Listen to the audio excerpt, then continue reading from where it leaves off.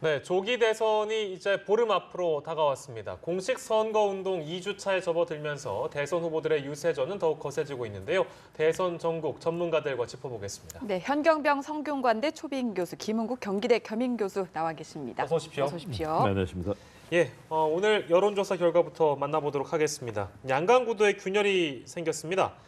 두 후보 간의 지지율 격차, 오차 범위를 벗어나고 있는데요. MBC 한국경제 리서치, 조선일보, 한국사회여론연구소 세 가지 조사를 보고 계신데 오차 범위 밖으로 벗어나고 있습니다. 두 후보 간의 지지율 격차가요. 어떻게 보고 계신지 현경병 교수께 먼저 들어보겠습니다. 사실 안철수 후보가 국민의당 후보로 결정되고 그러면서 상당히 기세를 탔잖아요. 완연한 양강구도를 형성했었는데 그 이후에 안철수다운 안철수구나라는 모습을 못 보여준 게 결정적인 것 같습니다. 그 상황은 TV 토론에서 확인을 할 수가 있습니다. TV 토론회가 지금 3번 했지 않습니까? 예. 1차 때 11%였지만은 2차 때는 한 26%를 넘었는데 그 점유율이 43%였기 때문에 예. 두 집 중에 한 집이 그 방송을 본 겁니다. 그리고 이제 어제 TV 토론에도 38%가 넘었는데 이런 상황에서는 전 국민이 지금 주목해서 다 본 거거든요. 예. 그 상황에서 안철수 후보가 본인만이 가지고 있는 강점이 있거든요. 예. 미래에 대해서 이야기를 하고 통합에 대해서 이야기를 하고 자신이 가지고 있는 참신성 정책을 이야기를 했었으면 하는 아쉬움이 있고요. 예. 반면에 문재인 후보는 많은 공세를 받았지만은 지난 대선 때의 경험이 작용했다는 것도 분명히 있을 것이고 예. 어쨌든 안정감 있게 대처하면서 양강구도에서 오차 범위 밖으로 격차를 약간 벌인 상황이 된 것 같습니다. 네, 가장 큰 영향을 꼽자면 그러니까 TV 토론이다 이렇게 보시는 예, 건가요? 그렇습니다. 알겠습니다. 우리 김은국 교수께서 어떻게 보시는지요?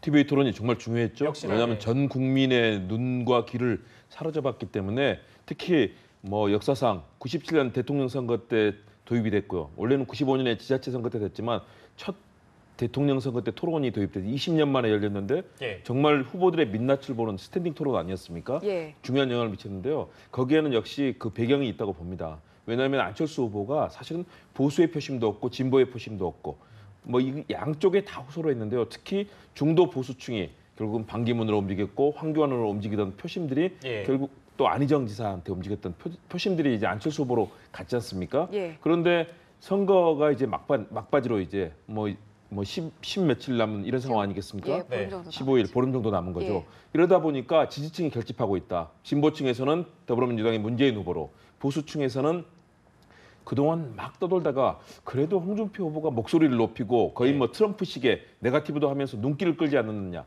그런 기대감이 높아졌거든요.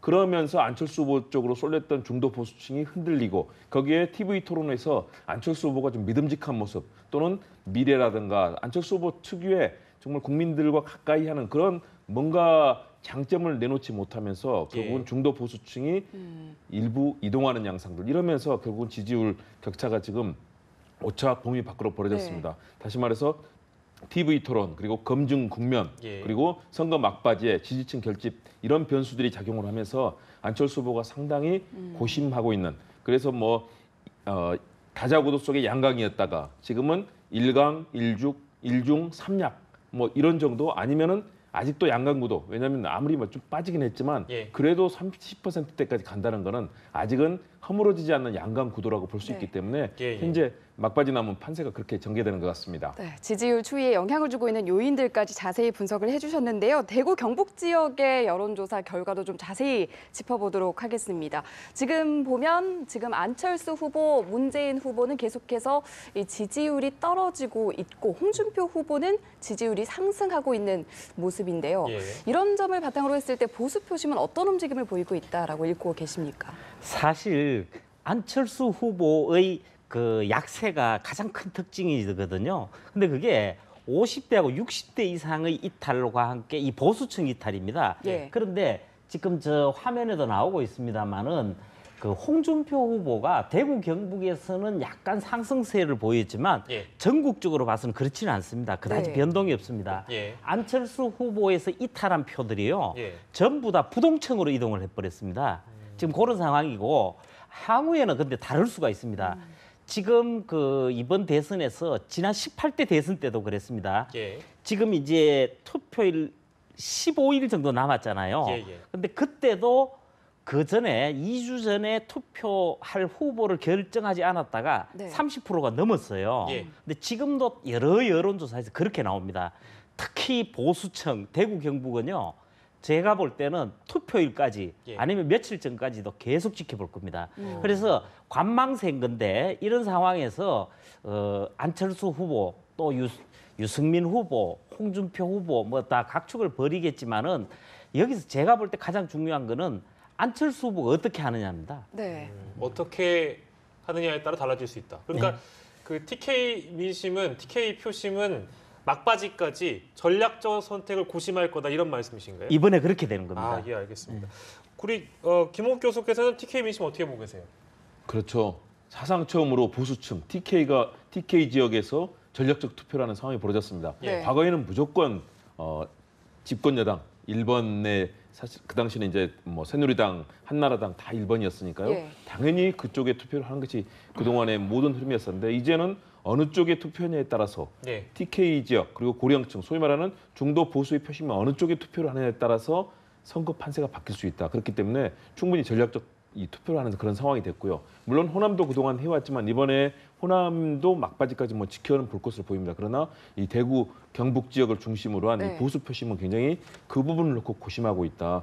과연 문재인 후보가 당선이 될 경우 여기에 대해서 보수 표심에서는 최악의 상황이라 판단을 하는 거죠. 그렇기 때문에 예. 그렇다면 안철수 후보를 찍을 것인가? 안철수 후보가 대항마가 된다면 그럴 것인데 만일의 경우 안철수 후보의 지지율이 많이 빠진다면 예. 그렇다면 최소한도 보수의 그런 가치를 지키기 위해서는 보수 후보에게 표를 줘야 된다라는 예. 그런 목소리를 지금 저변에서 이 대구 경북 지역에서 많이 나오고 있지 않습니까? 네. 그런데 유승민 후보의 경우는 이제 지지율에 별 변화가 없고요. 홍준표 후보는 올라갔다 내려가는 여러 가지 그런 네. 반복적인 양상인데요. 그런 측면에서 결국은 보수 표심 그리고 안철수 후보가 과연 어느 정도 득표력을 보이느냐에 따라서 결국은 그 보수의 표심도 이동할 수밖에 없는 현 교수님 말씀이 예. 사실은 굉장히 중요한 그런 포인트를 짚어주셨다고 봅니다. 예, 바른정당은 지금 의원총회 열고 있는 중이라고 소식이 들려오고 있는데요. 뭐 그 의원총회에서 나온 내용은 저희가 조금 이따 정리를 해드리도록 하고 물론 비공개로 진행되고 있기 때문에 다 정리가 된 내용이 이제 보도가 될 겁니다.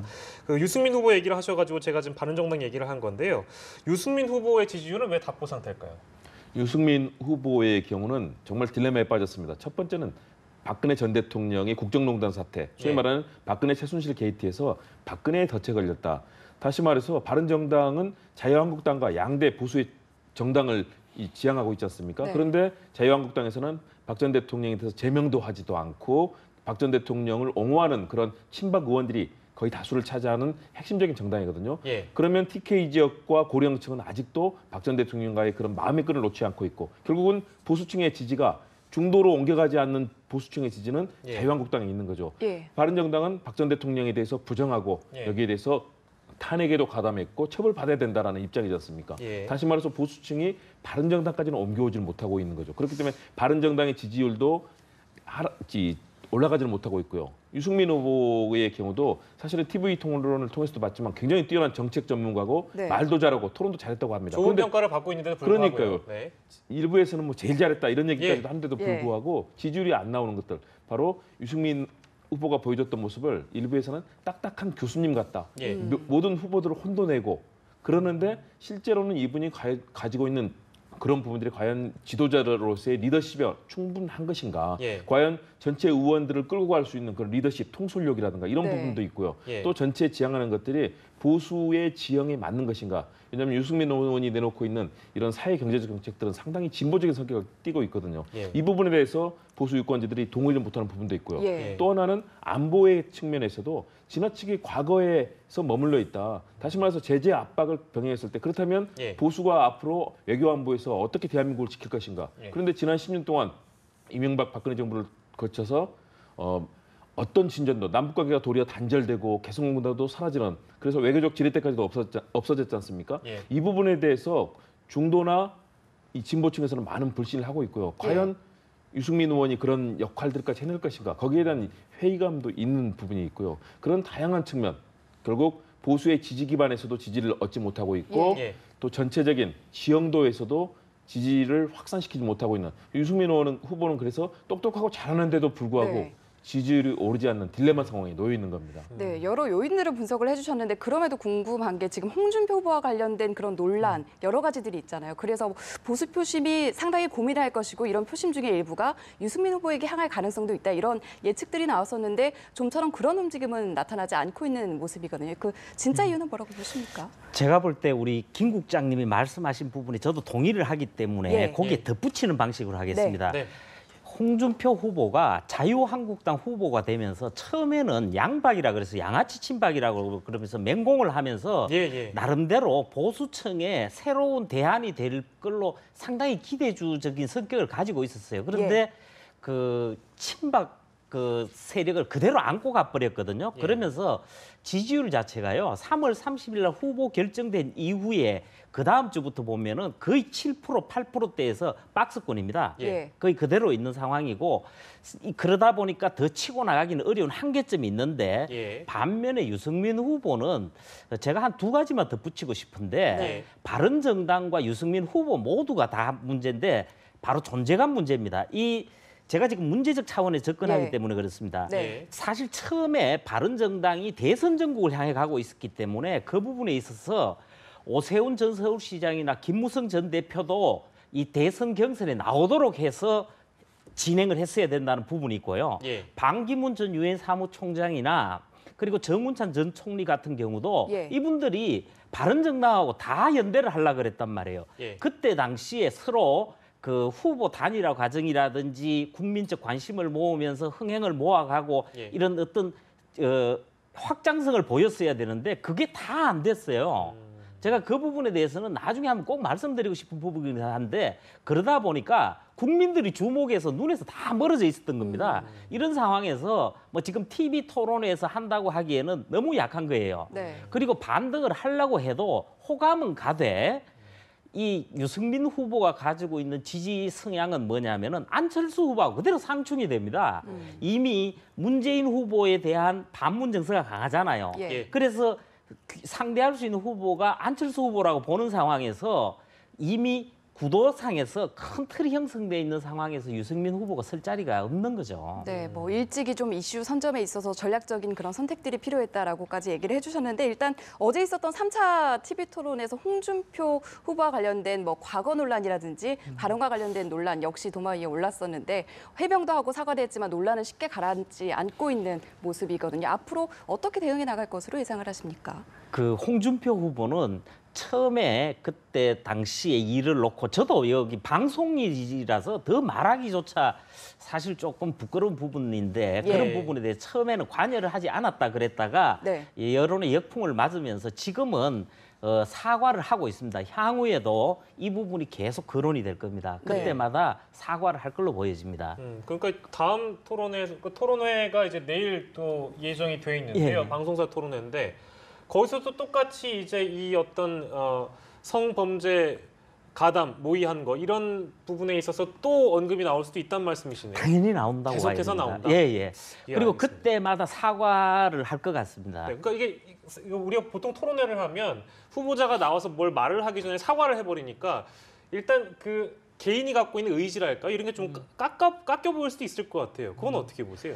사실 지금 이 사안만큼은 득표율이나 예. 그러니까 쉽게 말해서 더 셈이냐 뺄 셈이냐를 적용할 문제가 아닌 것 같아요. 예. 홍준표 후보가 일단 국민이 납득할 마음으로 받아들일 정도의 수준까지 사과가 반복되고 예. 그리고 이제 이 다음 국면으로 가자 했을 때 홍준표 후보가 다시 본인의 그 공세적인 그리고 자기 주관이 뚜렷한 입장의 접근이 가능할 것 같은데요. 단도직입적으로 그 혹시나 이 문제로 인해서 사퇴를 할 가능성은 있다고 보세요, 그러면? 저는 아예 없다고 봅니다. 아예 없다고 보십니까? 예, 예. 네. 김홍 교수께서는요? 저는 가능성이 있다고 봅니다. 예. 물론 홍준표 후보의 스타일상 쉽지 않을 겁니다. 그런데 이 부분에 대한 논란은 무슨 안보관이라든가 역사를 예. 보는 철학이라든가 이게 아니거든요. 네.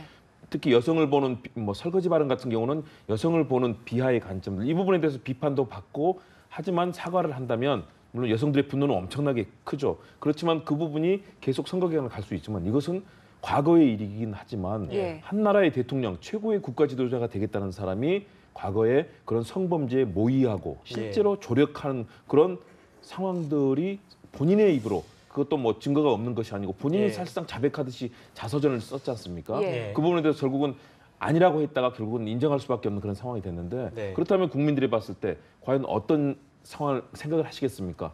박근혜 전 대통령으로 인해서 보수에 그동안 최소한 부패하더라도 능력이 있고 국민을 섬기는 것은 보수 정치권이 해왔다라고 생각했지만 박 전 대통령으로 인해서 무능력하고 정경유착하고 또 부정부패하고 국정농단하는 보수의 이미지가 이렇게 돼버렸습니다. 거기다가 홍준표 후보로 인해서 보수의 이 정치권의 이미지가 이제는 성범죄라는 사실은 정말 부끄러운 있을 수가 없는 일 아니겠습니까? 예. 그렇다면 이 부분을 과연 견딜 수 있을 것이냐. 유권자들의 반응은 저는 더욱더 거세지고 시민단체라든가 여성단체 가만히 있을 수가 없을 겁니다. 예. 이런 상황이 계속된다면 결국은 박 전 대통령으로 인해서 보수 정치권이 완전히 몰락한 상황에서 홍준표 후보로 인해서 보수가 이런 도덕성의 치명타까지 맞게 된다면 앞으로 우리 이 보수 정치가 사실은 진보 정치와 보수 정치가 선의의 경쟁을 하면서 양축으로 굴려가야 이게 건전한 정치가 되는 건데 네. 보수가 이렇게 몰락하게 되는 상황 그런 상황이 우려가 되는 거죠. 그렇다면 그런 목소리들이 반영된다면 저는 사실은 당연히 사퇴를 해야 되는 거 아닌가 예. 이렇게 보는데요. 그러나 정치의 속성이라는 것이 또 치열하게 대결하면서 또 생존하고 이런 방식들이 있기 때문에 예.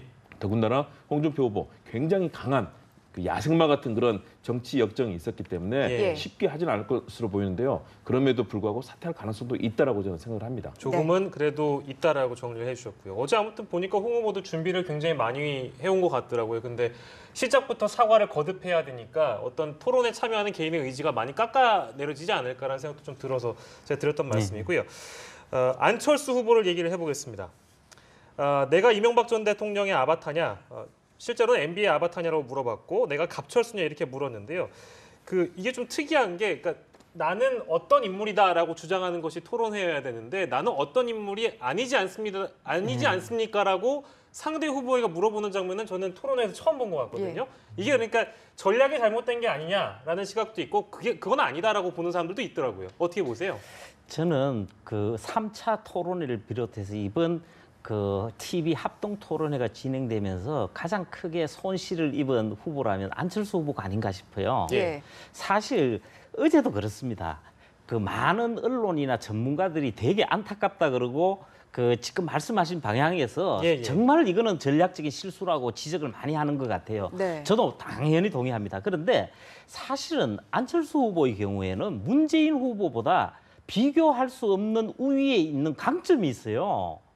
아니 본인은 미래를 이야기를 하면 되잖아요. 예. 아니 짧게 그 문재인 후보에 대해서 이야기하면 문재인 후보는 과거다. 본인은 미래에 대해서 그럼 설명을 해야 되잖아요. 예. 네. 그리고 또 그렇습니다. 문재인 후보가 최고로 그 발목을 잡을 수 있는 부분이 적폐청산 부분하고 국가 대청소에 대한 부분이거든요. 예.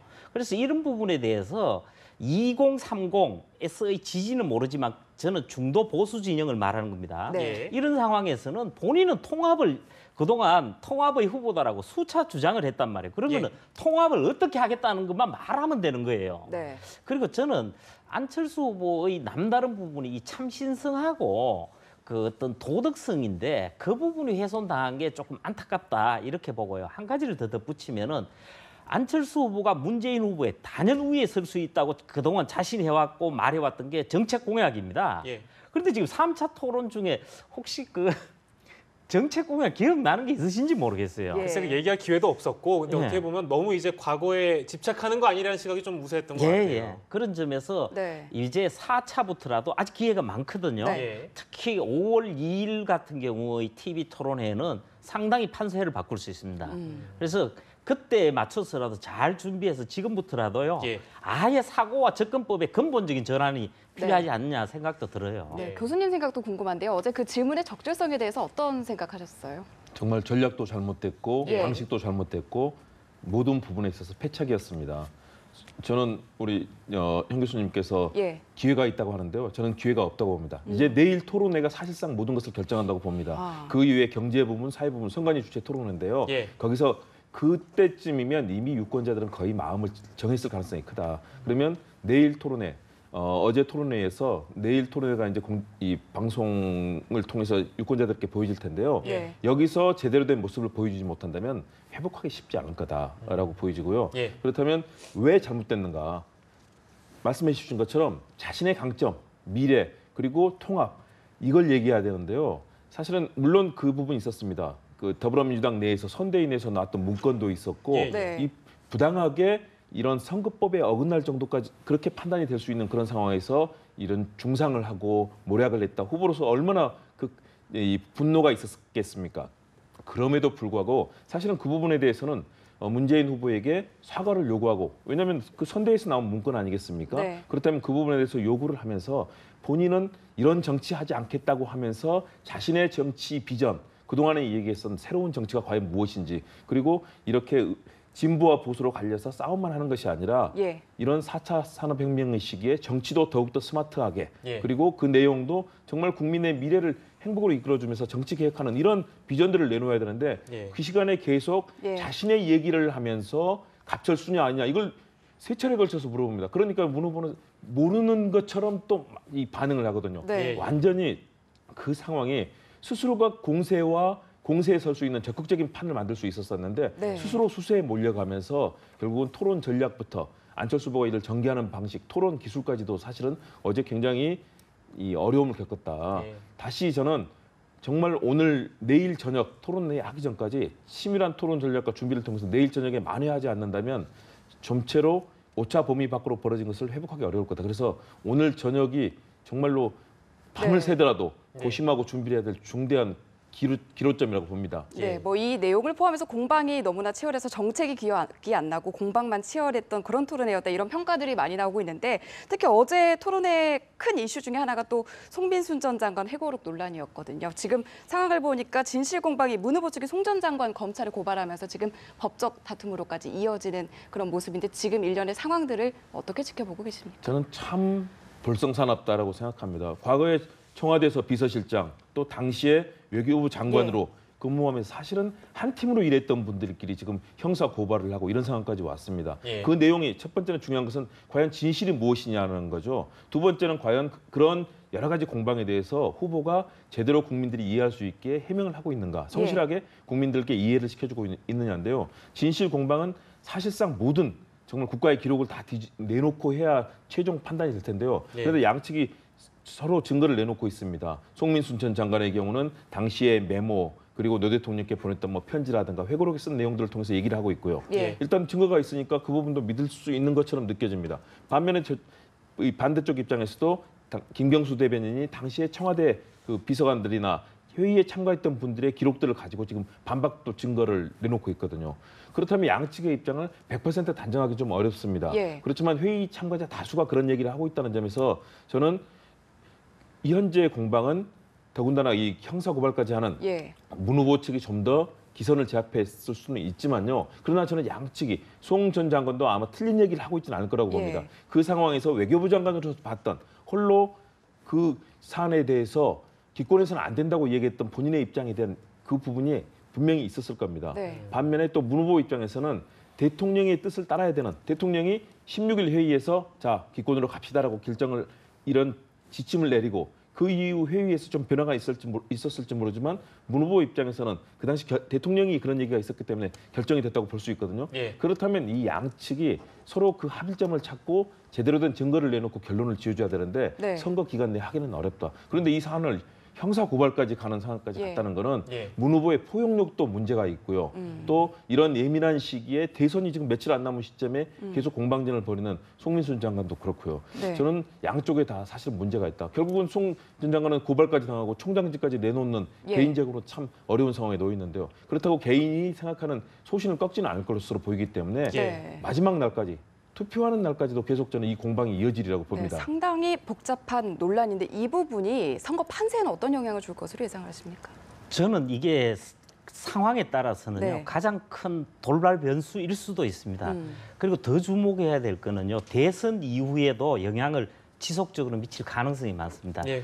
사실 이제 이게 검찰에 고발이 됐기 때문에 이제 예. 수사를 해야 됩니다. 예. 하게 되면은 6개월 이내에 재판 절차까지 진행이 됩니다만은 이 과정에서 두 가지 절차가 이제 가능해집니다. 하나는 예. 뭐냐면은 이 대화록에 관한 모든 내용이 대통령 기록물로 있거든요. 예. 그래서 대통령 기록물을 그 고등법원장한테 그 허가증을 받아서 공개를 할 수가 있습니다. 예. 그리고 두 번째가 국정원의 통지문 공개 문제인데 예. 만일 문재인 후보가 당선이 된다면 예. 정말 대통령으로서 본인 스스로가 먼저 이 부분을 공개를 해야 되는 상황이 올 수가 있어요. 그래서 향후에도 제가 볼 때는 계속 현안이 될 수 있다는 말씀을 드렸고 예. 지금도요.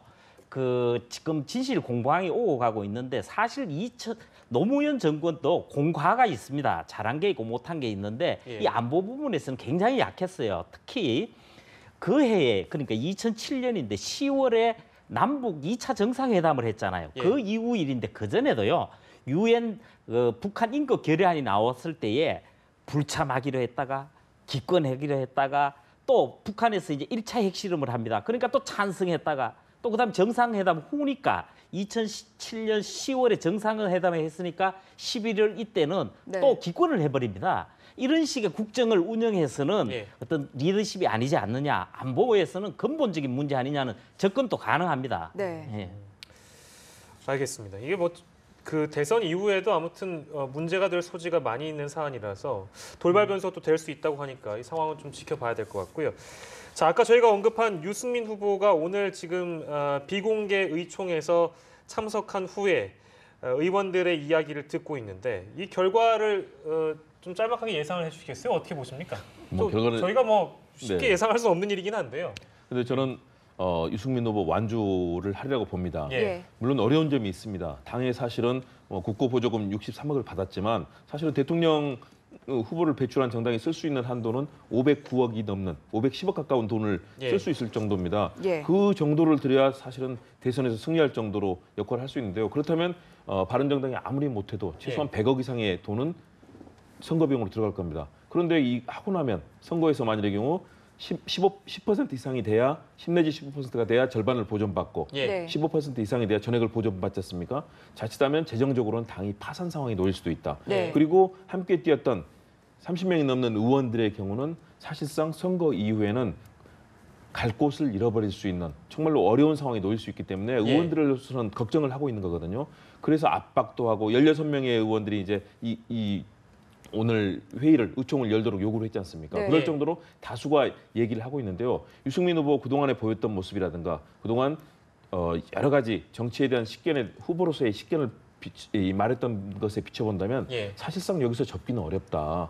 결국 저는 후보는 완주를 하고 네. 당의 의원들은 이 연대를 하거나 또는 후보직 사퇴를 해야 되는 거 아니냐고 건의를 하고 목소리는 많겠지만 결론을 내리기는 어려울 거다. 왜냐하면 후보가 완강하게 거부하는 데 대해서 강제로 후보를 끌어낼 수는 없거든요. 네. 유승민 후보 본인은 마지막 의총이라 생각해서 참석을 했다 이렇게 지금 발언을 했는데 그러니까요. 마음을 그러니까 바꿀 수 있다고 보시는 건 아니네요. 저는 바꾸지 않으려고 봅니다. 유승민 후보 과거 박 전 대통령에게 원내대표에 쫓겨나면서까지도 예. 자신의 의지에 대해서는 절대 그 가치를 지키려고 노력했던 정치인 아니겠습니까? 예. 그렇다면 이미 국민께 약속을 하고 대통령 선거에 완주하겠다는 얘기를 벌써 여러 차례 네. 공언했었는데 여기서 그런 의원들의 얘기를 가지고 쉽게 물러서지 않을 거다. 그리고 또 하나는 선거 이후에 정말 자유한국당 같이 닫힌 보수는 안 된다. 열린 보수의 가치, 반성하고 합리적인 보수, 바른정당만 할 수 있다는 생각을 지금 하고 있기 때문에 네. 이걸 지켜나가자고 의원들을 설득할 텐데요. 그렇다면 저는 결론을 내리지는 못할 거다. 의원들의 네. 반발은 있겠지만 결국 유승민 후보가 완주 의사를 밝히면서 끝나지 않을까 전망을 해봅니다. 예, 저희가 시간상 현경병 교수께 여쭈려고 했는데 이게 시간이 좀 부족해가지고요. 다음에 여쭙겠습니다. 예, 고맙습니다. 현경병 성균관대 초빙 교수, 김홍국 경기대 겸임 교수와 오늘 시간 함께했습니다. 고맙습니다. 고맙습니다.